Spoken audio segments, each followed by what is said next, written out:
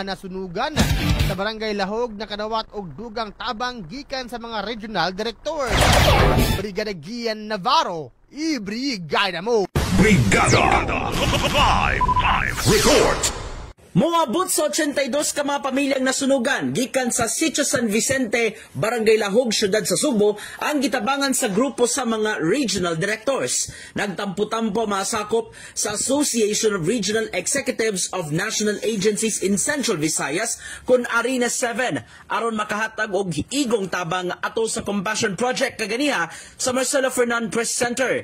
Nituno lang Arena 7 og relief goods nga gilangkuban sa tag 5 ka kilong bugas sumay, grocery package o higdanan. Nihatag usab ang Department of Social Welfare and Development 7 og family food packs nga dunay sulod nga bugas, canned goods, cereal ug kape. Gipanguluan sa President sa Arena 7 nga si Department of Education 7 Director Dr. Salustiano Jimenez ang maong kalihukan o gikuyugan sa ubang mga regional directors sama na lang sa Department of Environment and Natural Resources 7, Philippine Information Agency 7 ug uban pa.